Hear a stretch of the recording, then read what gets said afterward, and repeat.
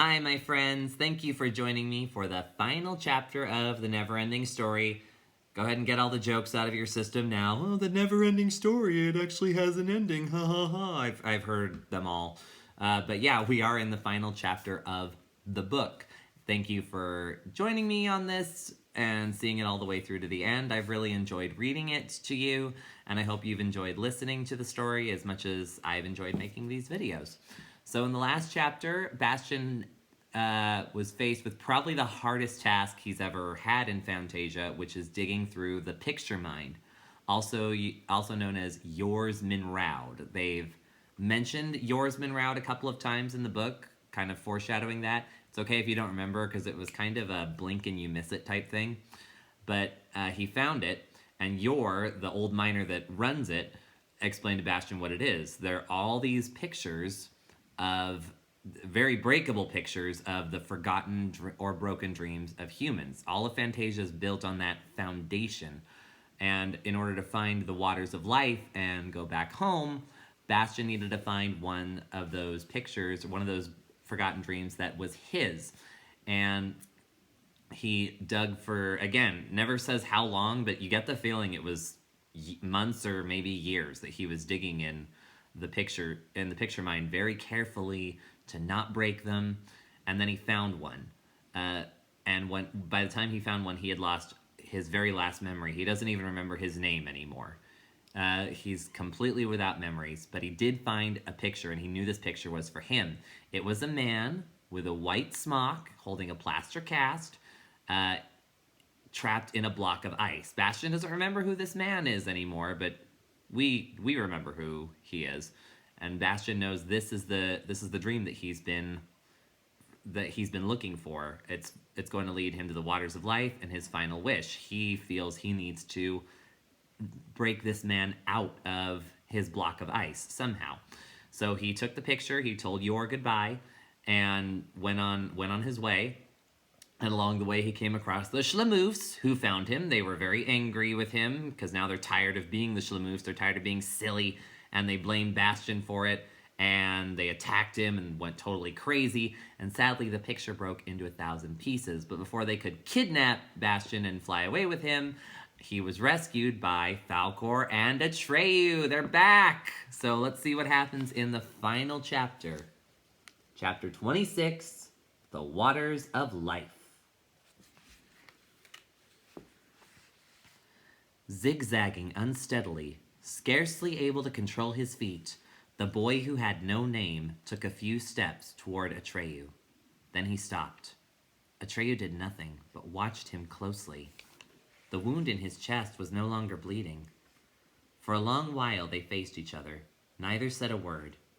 It was so still they could hear each other's breathing. Slowly, the boy without a name reached for the gold chain around his neck and divested himself of Arin. He bent down and carefully laid the gem in the snow before Atreyu. As he did so, he took another look at the two snakes, the one light, the other dark, which were biting each other's tail, and formed an oval. Then he let the amulet go. In that moment, Arin, the golden gem, became so bright, so radiant, that he had to close his eyes as though dazzled by the sun. When he opened them again, he saw that he was in a vaulted building, as large as the vault of the sky. It was built from blocks of golden light, and in the middle of this immeasurable space lay, as big as the ramparts of a town, the two snakes. Atreyu, Falkor, and the boy without a name stood side by side near the head of the black snake, which held the white snake's tail in its jaws. The rigid eye with its vertical pupil was directed at the three of them. Compared to that eye, they were tiny. Even the luck dragon seemed no larger than a white caterpillar. The motionless bodies of the snakes glistened like some unknown metal, the one black as night, the other silvery white. The havoc they could wreak was checked only because they held each other prisoner. If they let each other go, the world would end. That was certain. But while holding each other fast, they guarded the water of life. For in the center of the edifice they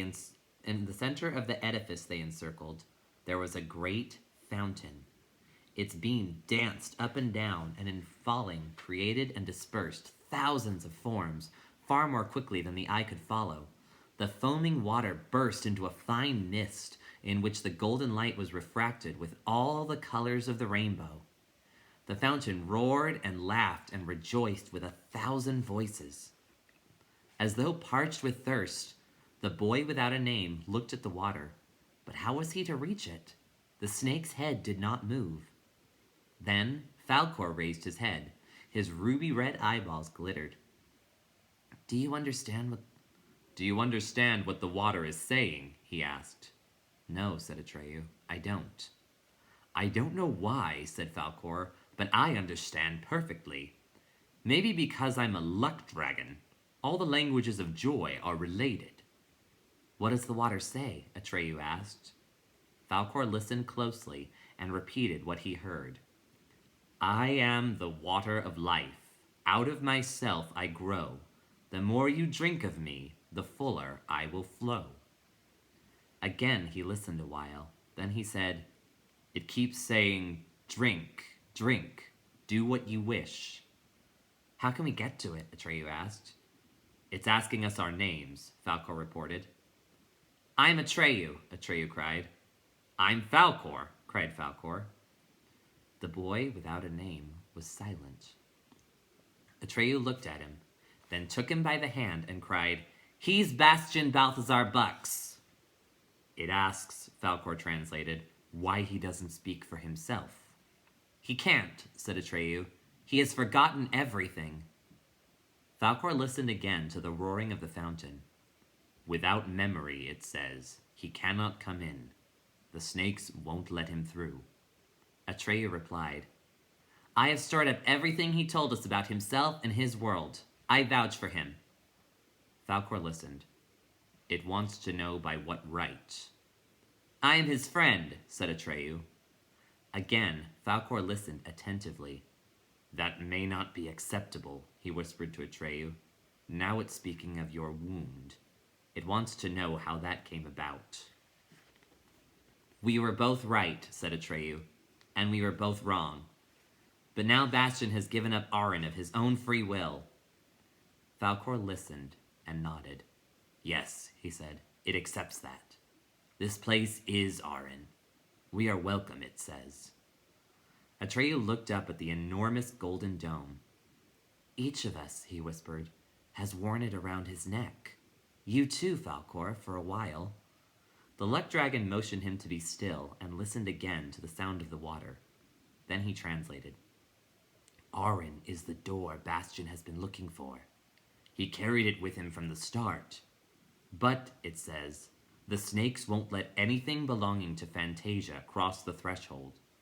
Bastian must therefore give up everything the childlike Empress gave him. Otherwise he cannot drink of the water of life. But we are in her sign, cried Atreyu. Isn't she herself here? It says that Moonchild's power ends here. She is the only one who can never set foot in this place. She cannot penetrate to the center of Arin, because she cannot cast off her own self. Atreyu was too bewildered to speak. Now, said Falkor, it's asking whether Bastian is ready. At that moment, the enormous black snake's head began to move very slowly, though without releasing the white snake's tail. The gigantic bodies arched until they formed a gate, one half of which was black and the other white. Atreyu took Bastian by the hand and led him through the terrible gate toward the fountain, which now lay before them in all its grandeur. Falkor followed. As they advanced, one after another of Bastian's Fantasian gifts fell away from him. The strong, handsome, fearless hero became again the small, fat, timid boy. Even his clothing, which had been reduced almost to rags in the Minraud mine, vanished and dissolved into nothingness. In the end, he stood naked before the great golden bowl at the center of which the water of life leapt high into the air like a crystal tree. In this moment, when he no longer possessed any of the Fantasian gifts, but had not yet recovered his memory of his own world and himself, he was in a state of utter uncertainty, not knowing which world he belonged to, or whether he really existed. But then he jumped into the crystal clear water. He splashed and spluttered and let the sparkling rain fall into his mouth. He drank till his thirst was quenched, and joy filled him from head to foot. The joy of living and the joy of being himself. He was newborn. And the best part of it was that he was now the very person he wanted to be. If he had been free to choose, he would have chosen to be no one else, because now he knew that there were thousands and thousands of forms of joy in the world, but that all were essentially one and the same, namely the joy of being able to love. And much later, long after Bastian had returned to his world, in his maturity and even in his old age, this joy never left him entirely. Even in the hardest moments of his life, he preserved a light-heartedness that made him smile and that comforted others. "Atreyu!" he cried out to his friend who was standing with Falkor at the edge of the great golden bowl. "Come on in! Come and drink! It's wonderful!" Atreyu laughed and shook his head. "No," he called back. "This time we're only here to keep you company." "This time?" Bastian asked. "What do you mean by that?" Atreyu exchanged a glance with Falkor. Then he said, "Falkor and I have already been here.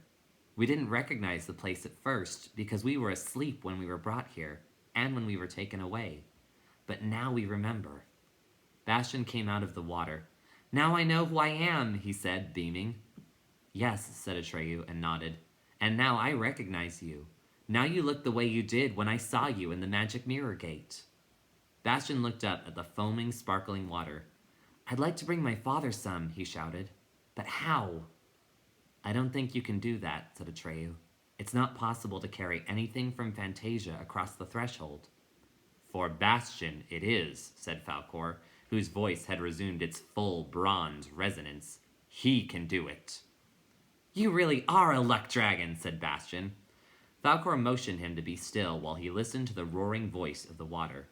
Then he said, "The water says you must be on your way now, and so must we." "Which is my way?" Bastian asked. "Out through the other gate," Falkor answered, "where the white snake's head is lying." "All right," said Bastian, "but how will I get out? The white head isn't moving." Indeed, the white snake's head lay motionless. It held the black snake's tail in its jaws and stared at Bastian out of its great eyes.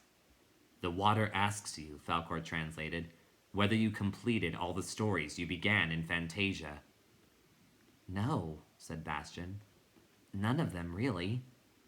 Falkor listened a while. His face took on a worried look.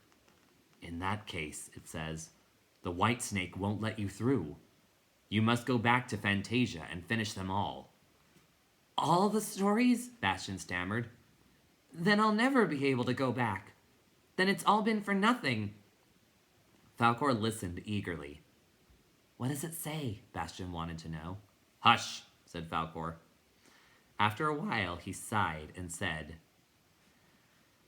"It says there's no help for it, unless someone promises to do it in your place. But no one can do that." "I can. I will," said Atreyu. Bastian looked at him in silence. Then he fell on his neck and stammered, "Atreyu, Atreyu, I'll never forget this." Atreyu smiled. "That's good, Bastian. Then you won't forget Fantasia either." He gave him a brotherly pat on the back, then quickly turned around and headed for the Black Snake's gate, which was still upraised and opened as when they had entered. "Falkor," said Bastian, "how will you and Atreyu finish the stories I have left behind?" The white dragon winked one of his ruby-red eyes and replied, "With luck, my boy, with luck." Then he followed his friend and master. Bastian watched as they passed through the gate on their way back to Fantasia. They turned again and waved to him. Then, as the black snake's head sank to the ground, Atreyu and Falkor vanished from Bastian's sight. Now he was alone. He turned towards the white snake's head. It had risen, and the snake's body now formed a gate, just as the black snake's body had done.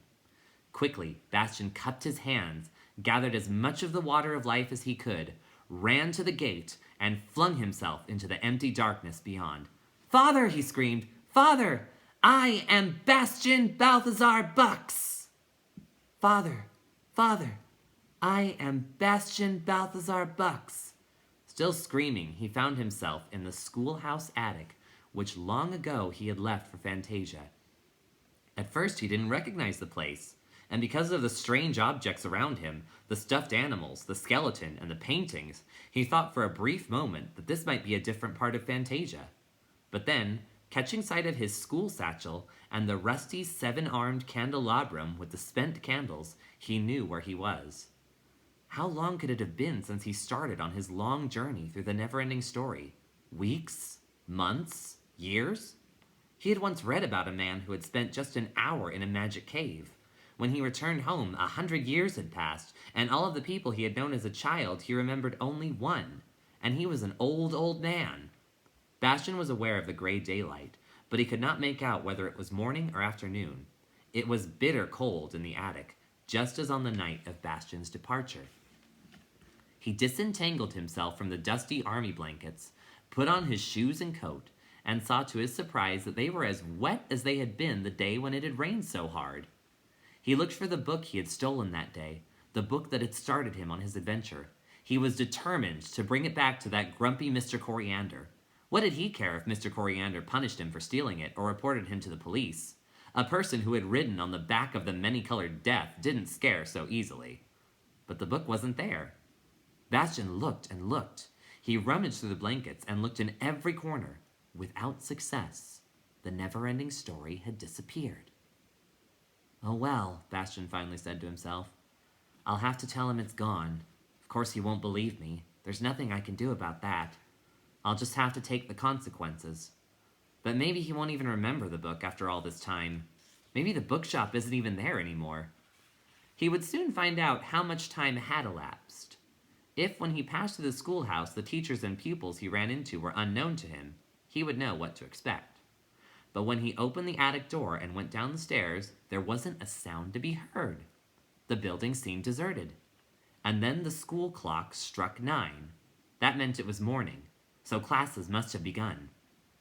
Bastian looked into several classrooms. All were empty. When he went to a window and looked down into the street, he saw a few pedestrians and cars. So the world hadn't come to an end. He ran down the steps and tried to open the big front door, but it was locked. He went to the janitor's office, rang the bell, and knocked, but no one stirred. What was he to do? He couldn't just wait for someone to turn up. Even if he had spilled the water of life, he wanted to go home to his father. Should he open a window and shout until somebody heard him and had the door opened? No, that would make him feel foolish. It occurred to him that he could climb out of a window, since the windows could be opened from the inside, but the ground floor windows were all barred. Then he remembered that in looking out of the second floor window, he had seen some scaffolding. Evidently, the facade was being refurbished. Bastian went back up to the second floor and opened the window. The scaffolding consisted only of uprights with boards placed horizontally between them at intervals. He stepped out on the top board, which swayed under his weight. For a moment, his head reeled and he felt afraid, but he fought his dizziness and fear. To someone who had been Lord of Perilyn, this was no problem. Even if he had lost his fabulous strength, and even though the weight of his little fat body was making things rather hard for him, calmly and deliberately he found holds for his hands and feet and climbed down. Once he got a splinter in his hand, but such trifles meant nothing to him now. Though slightly overheated and out of breath, he reached the street in good shape. No one had seen him. Bastian ran home. He ran so hard that the books and pens in his satchel jiggled and rattled to the rhythm of his steps. He had a stitch in his side, but in his hurry to see his father, he kept on running. When at last he came to the house where he lived, he stopped for a moment and looked up at the window of his father's laboratory. Then suddenly he was seized with fear. For the first time it occurred to him that his father might not be there anymore. But his father was there, and must have seen him coming. For when Bastian rushed up the stairs, his father came running to meet him. He spread out his arms, and Bastian threw himself into them. His father lifted him up and carried him inside. "Bastian, my boy," he said over and over again. "My dear little boy, where have you been? What happened to you?" A few minutes later, they were sitting at the kitchen table, and Bastian was drinking hot milk and eating breakfast rolls, which his father had lovingly spread with butter and honey. Then the boy noticed that his father's face was pale and drawn, his eyes red, and his chin unshaven. But otherwise, he looked the same age as he had long ago, when Bastian went away. And Bastian told him so. Long ago? His father asked in amazement. What do you mean? How long have I been gone? Since yesterday, Bastian. Since you went to school. But when you didn't come home, I phoned your teachers, and they told me you hadn't been there. I looked for you all day and all night, my boy. I feared the worst. I put the police on your trail. Oh, God, Bastian, what happened? I've been half crazy with worry. Where have you been? Then Bastian began to tell his father about his adventures. He told the whole story in great detail. It took many hours. His father listened as he had never listened before. He understood Bastian's story. At about midday, he interrupted Bastian for a little while. First, he called the police to tell them his son had come home and that everything was all right. Then, he made lunch for both of them, and Bastian went on with his story. Night was falling by the time Bastian came to the water of life and told his father how he had wanted to bring him some, but had spilled it. It was almost dark in the kitchen. His father sat motionless. Bastian stood up and switched on the light. And then he saw something he had never seen before. He saw tears in his father's eyes. And he knew that he had brought him the water of life after all. Bastian's father sat him down on his lap and hugged him. When they had sat like that for a long while, his father heaved a deep sigh, looked into Bastian's face, and smiled. It was the happiest smile Bastian had ever seen on his face. From now on, said his father, everything is going to be different between us. Don't you agree? Bastian nodded. He couldn't speak. His heart was too full. Next morning, the winter's first snow lay soft and clean on Bastian's windowsill. The street sounds that came to him were muffled. Do you know what, Bastian? Said his father at breakfast. I think we two have every reason to celebrate. A day like this happens only once in a lifetime, and some people never have one. So I suggest that we do something really sensational. I'll forget about any work and you needn't go to school. I'll write an excuse for you. How does that sound? School? Said Bastian. Is it still operating? When I passed through the building yesterday, there wasn't a soul. Not even the janitor was there. Yesterday? Said his father. Yesterday was Sunday. Bastian stirred his cocoa thoughtfully.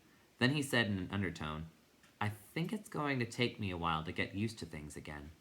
Exactly, said his father, and that's why we're giving ourselves a little holiday. What would you like to do? We could go for a hike in the country, or we could go to the zoo. Either way, we'll treat ourselves to the finest lunch the world has ever seen.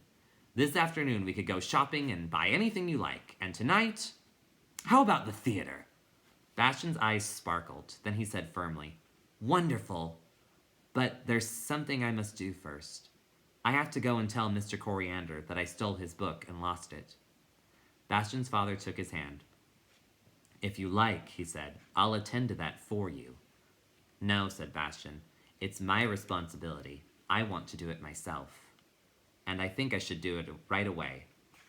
He stood up and put on his coat. His father said nothing, but the look on his face was one of surprise and respect. Such behavior in Bastian was something new. I believe, he said finally, that I too will need a little time to get used to things. Bastian was already in the entrance hall. I'll be right back, he called. I'm sure it won't take long. Not this time. When he came to Mr. Coriander's bookshop, his courage failed him after all. He looked through the pane with the ornate lettering on it. Mr. Coriander was busy with a customer, and Bastian decided to wait. He walked up and down outside the shop. It was snowing again. At last, the customer left. Now, Bastian commanded himself. Remembering how he had gone to meet Grograman in Goab, the desert of colors, he pressed the door handle resolutely. Behind the wall of books at the far end of the dimly lit room, he heard a cough. He went forward then, slightly pale but with grave composure. He stepped up to Mr. Coriander, who was sitting in his worn leather armchair as he had been at their last meeting. For a long time, Bastian said nothing. He had expected Mr. Coriander to go red in the face and scream at him, "Thief! Monster!" or something of the kind. Instead, the old man deliberately lit his curved pipe, screwed up his eyes, and studied the boy through his ridiculous little spectacles. When the pipe was finally burning, he puffed a while and grumbled. "What is it this time?" Bastian began haltingly. "I stole a book from you. I meant to return it, but I can't, because I lost it. Or rather, well, I haven't got it anymore." Mr. Coriander stopped puffing and took his pipe out of his mouth. "What sort of book?" he asked. "The one you were reading the last time I was here. I walked off with it. You were telephoning in the back room. It was lying on the chair, and I just walked off with it." "I see," said Mr. Coriander, clearing his throat. "But none of my books is missing. What was the title of this book?" "It's called The Neverending Story," said Bastian. "It's bound in copper-colored silk that shimmers when you move it around. There are 2 snakes on the cover, a light one and a dark one, and they're biting each other's tail. It's printed in 2 different colors, and there are big, beautiful capitals at the beginning of the chapters." "This is extremely odd," said Mr. Coriander. "I've never had such a book.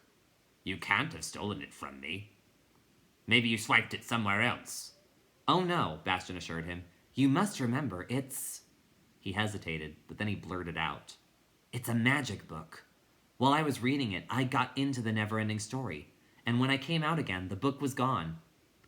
Mr. Coriander watched Bastian over his spectacles.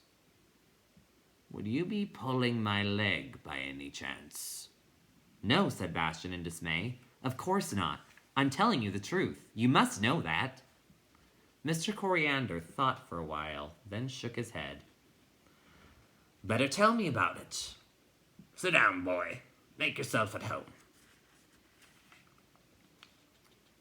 He pointed his pipe stem at a second armchair facing his own, and Bastian sat down.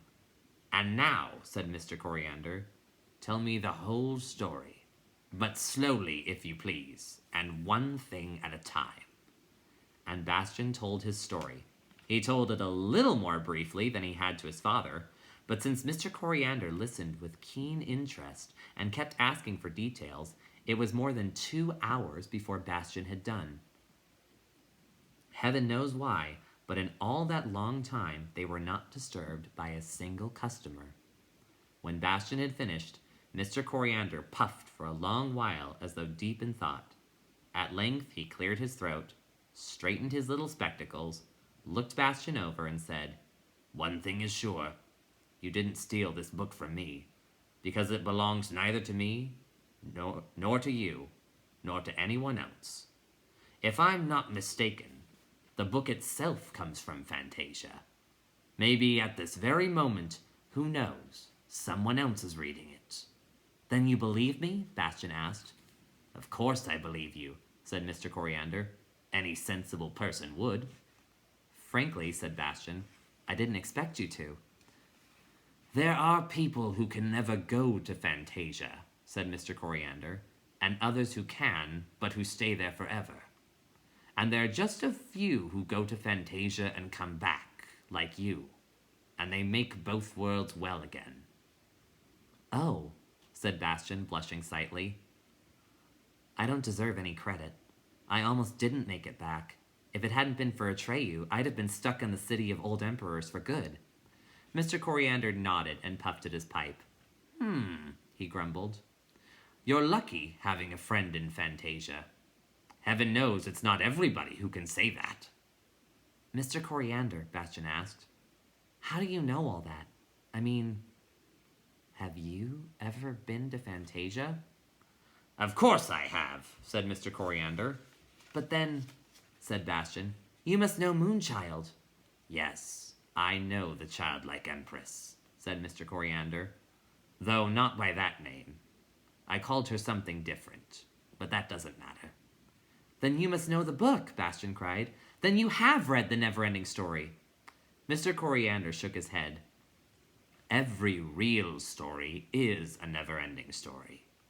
He passed his eyes over the many books that covered the walls of his shop from floor to ceiling, pointed the stem of his pipe at them, and went on.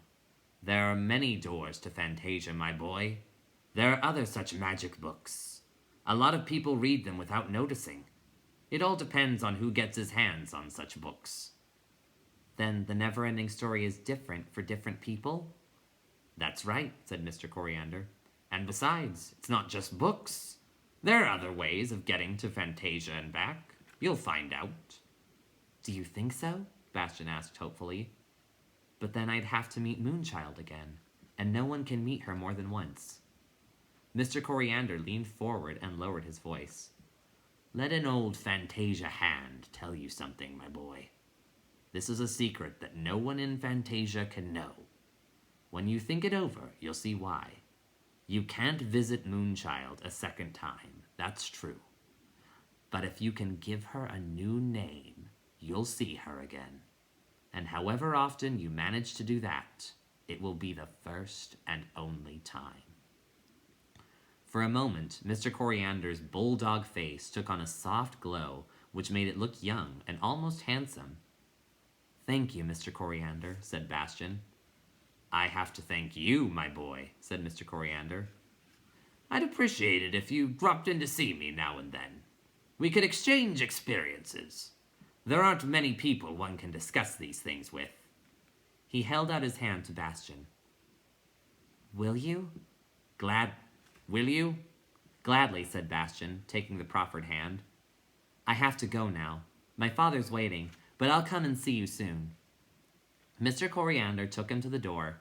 Through the reversed writing on the glass pane, Bastian saw that his father was waiting for him across the street. His face was one great beam. Bastian opened the door so vigorously that the little glass bells tinkled wildly and ran across to his father. Mr. Coriander closed the door gently and looked after father and son. Bastian Balthazar Bucks, he grumbled. If I'm not mistaken, you will show many others the way to Fantasia, and they will bring us the water of life. Mr. Coriander was not mistaken, but that's another story and shall be told another time.